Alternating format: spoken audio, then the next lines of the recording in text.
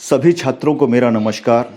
मैं सतीश कुमार, प्रवक्ता वाणिज्य, के.एल. जैन इंटर कॉलेज सासनी हाथरस।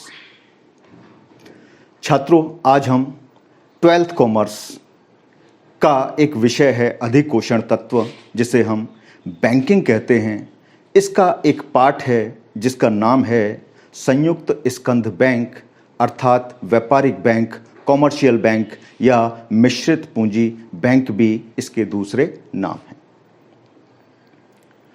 संयुक्त स्कंध बैंक कोई नई प्रकार की बैंक नहीं होती। जिन बैंकों से हम लोग परिचित हैं, जो हमारे आसपास जिन बैंकों की शाखाएं खुली हुई हैं, उन्हीं बैंकों को हम लोग संयुक्त स्कंध बैंक अर्थात जॉइंट स्टॉक बैंक कहते हैं। उदाहरण के तौर पर, जैसे कि आपने अपने आसपास, अपने शहरों में, अपने स्कूल के पास, अपने घरों के पास बहुत सारी बैंकों की ब्रांचेस को देखा होगा, जैसे कि भारतीय स्टेट बैंक, जो कि हिंदुस्तान की सबसे बड़ी बैंक है। इसके अलावा Bank of Baroda, Punjab National Bank, Central Bank, Bank of India, Punjab and Sindh Bank, Oriental Bank of Commerce, Allahabad Bank, ये सभी संयुक्त स्कंध बैंक की श्रेणी में आते हैं। इसके अलावा आपने कुछ और बैंकों को भी देखा होगा, जैसे कि ICICI, HDFC, IDBI, axis bank, यह भी संयुक्त स्कंध बैंक की श्रेणी में आते हैं। इन्हीं बैंकों को हम, इनका दूसरा नाम भी होता है कि कॉमर्शियल बैंक कहते हैं कुछ लोग इन्हें व्यापारिक बैंक भी कहते हैं, और कुछ लोग इन्हें मिश्रित पूंजी बैंक भी कहते हैं। तो आज हम इन्हीं बैंकों के विषय में पढ़ाएंगे। बच्चों, भारत में संयुक्त बैंक की स्थापना बैंकिंग अधिनियम 1949 के तहत की गई है तथा इनका निर्माण मिश्रित पूंजी बैंक के आधार पर होता है। इसी कारण ये बैंक मिश्रित पूंजी या संयुक्त पूंजी बैंक अर्थात व्यापारिक बैंक कहलाते हैं। इनकी पूंजी अंशों में बटी होती है।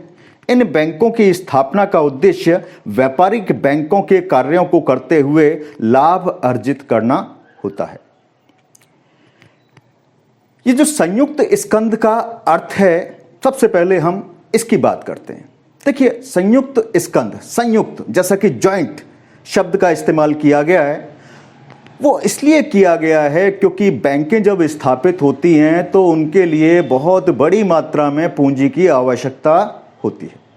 जो 2 लोग, 4 लोग, 10 लोग, 20 लोग या 50-100 लोग इतना बड़ा पैसा, इतनी बड़ी मात्रा में कैपिटल इन बैंकों के अंदर नहीं लगा सकते। अतः इन बैंकों के अंदर लाखों लोगों का पैसा लगा होता है। और किस तरह से पैसा लगा होता है? वो लगा होता है अंशों के माध्यम से, शेयर्स के माध्यम से, जिन्हें कि हम स्टॉक भी कहते हैं। दरअसल कोई भी बैंक हो, उसकी जो टोटल कैपिटल होती है वो छोटे छोटे अंशों में विभक्त होती है। छोटे छोटे पार्टिकल बना दिए जाते हैं, उसके हिस्से बना दिए जाते हैं, जिनको हम शेयर बोलते हैं, अंश बोलते हैं, स्टॉक बोलते हैं। उन्हीं स्टॉक को एक तरह से सेल किया जाता है आम लोगों के लिए, जिसे कोई कंपनी भी खरीद सकती है, गवर्नमेंट भी खरीद सकती है, कोई म्यूचुअल फंड भी खरीद सकता है, और जो हमारे देश के आम नागरिक हैं वह भी खरीदते हैं। इस तरह से लाखों लोगों का पैसा एक बैंक के अंदर पूंजी के रूप में लगा होता है। इसीलिए इसको हम संयुक्त स्कंध बैंक बोलते हैं। आगे हम बात करते हैं कि इन बैंकों को व्यापारिक बैंक क्यों बोला जाता है। इन बैंकों को व्यापारिक बैंक अर्थात कॉमर्शियल बैंक इसलिए बोला जाता है क्योंकि ये बैंकें व्यापार करती हैं।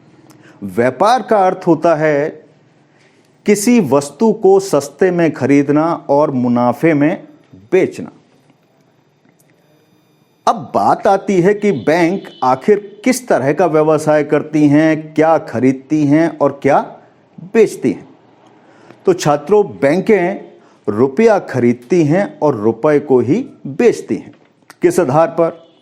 जैसा कि हम सब लोग बैंकों में विभिन्न प्रकार के खाते खोलते हैं, बचत खाता खोलते हैं, चालू खाता खोलते हैं, सावधि जमा खाता खोलते हैं, आवर्ती जमा खाता खोलते हैं और इन खातों में अपना जो बचा हुआ पैसा है, अतिरिक्त पैसा है, उसको जमा करते हैं।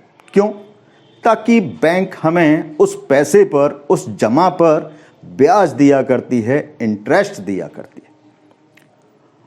तो एक तरह से बैंक ने उस ब्याज के आधार पर हमारे उस पैसे को प्रयोग करने के लिए खरीद लिया। लेकिन बैंकें भी ऐसे पैसे को अपने पास तो रखेगी नहीं।